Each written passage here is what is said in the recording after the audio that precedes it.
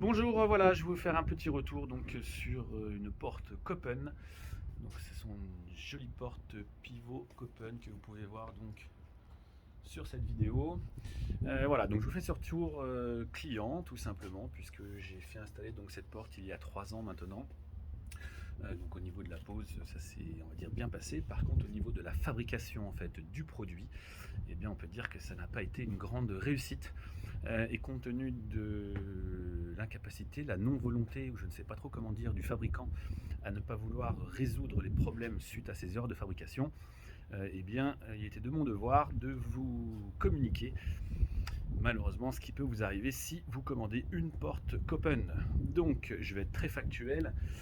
Les portes Koppen, donc, ce sont des portes pivots, c'est-à-dire que comme vous pouvez le voir, la porte en fait s'ouvre, hop là, pardon, voilà, s'ouvre en fait sur un pivot, donc qui est désaxé ici. Donc on est quand même vraiment sur un produit haut de gamme hein, avec une épaisseur donc de porte assurant bien entendu une bonne isolation thermique et normalement tout un système qui assure aussi une étanchéité à l'air.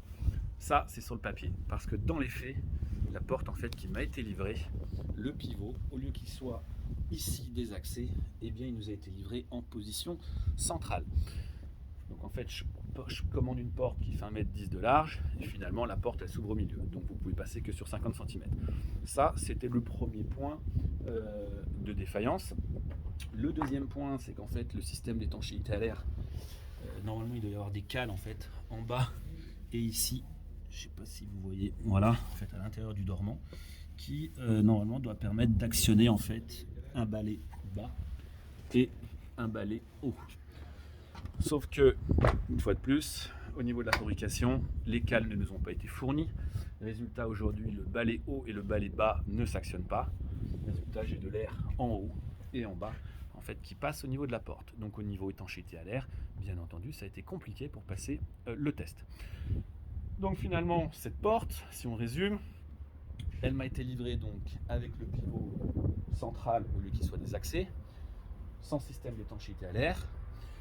Donc on a quand même réussi à faire intervenir donc, le fabricant qui est venu une fois, sauf que comme souvent bien entendu nous avons été confrontés à des problèmes en cascade, puisque les techniciens donc, qui sont intervenus, donc, ils ont bien remis le pivot en position centrale donc, sur le côté, sauf qu'ils n'ont pas finalement non plus réglé les problèmes d'étanchéité à l'air, donc ça fonctionne toujours pas.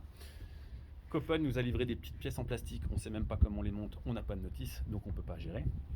Et bien entendu, lorsqu'ils nous ont remis le pivot, puisqu'un problème en entraîne toujours un autre dans le bâtiment, eh bien la porte finalement n'est plus centrée. Comme vous pouvez le voir en fait, le jour qui est ici par rapport au jour qu'il y a là, eh bien en fait le panneau de porte n'est pas centré sur le dormant. Ce qui a donc pour conséquence de ne pas faire fonctionner en fait ce joli lecteur d'empreintes que vous pouvez peut-être voir derrière. En fait donc derrière j'avais pris l'option lecteur d'empreintes, comme ça on arrive sur la porte, on met son doigt, paf, ça s'ouvre, une super porte à un beau petit prix bien entendu. Sauf qu'aujourd'hui le lecteur d'empreintes, comme la porte en fait est désaxée on va dire à droite, enfin on va dire voilà, comme la porte est désaxée là, on n'a pas finalement la connectique qui vient se faire donc ici. Résultat, je n'ai toujours pas mon empreinte digitale qui fonctionne et pourtant c'était une option qui a été donc largement facturée. Pour récapituler, j'ai une jolie porte qui n'est pas étanche à l'air, d'accord, qui finalement frotte ici parce que suite à l'intervention, c'est toujours des accès à droite, qui finalement, je n'ai toujours pas mon empreinte digitale donc qui fonctionne. Donc aujourd'hui, ma porte est tout simplement non utilisable, telle qu'elle devrait l'être.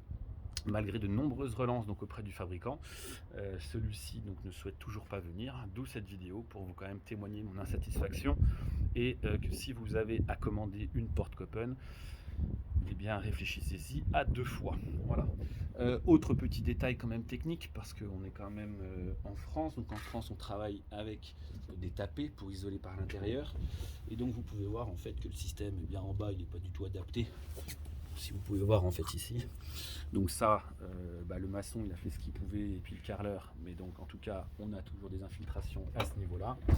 Et aussi le dernier point, c'est qu'au niveau, au niveau de l'intérieur, on va pas parler non plus de la poignée, on ne sait pas pourquoi, les techniciens n'ont pas pu nous le dire, ça bouge. Et ici, le clou, c'est qu'en fait, lorsque vous commandez une ISO de 160 Copen, eh bien, vous avez plutôt une ISO de 170, voire 180. Ce qui fait que, quand là, vous avez une menuiserie en ISO de 160, et que là, vous avez votre porte en ISO de 170, voire 180, forcément, le placo ne s'aligne pas. Donc, on se retrouve avec un jour, vous voyez, je peux passer ma main tout autour de la porte, ce qui fait que pour une porte haut de gamme, on est loin des finitions attendues. Voilà, donc j'espère que le fabricant Copen va assurer son service technique comme il se doit vu le prix de la porte. Vous aurez la suite de la vidéo lorsqu'ils seront intervenus. Pour le moment, je la laisse en ligne. Et une fois de plus, réfléchissez-y à 2 fois, car c'est bien dommage, car la porte est quand même super qualitative, une super isolation, un super concept. Malheureusement, pas de service technique derrière compétent pour venir assumer la responsabilité d'une mauvaise fabrication à la base. Voilà, j'attends votre retour, Copen. Merci beaucoup.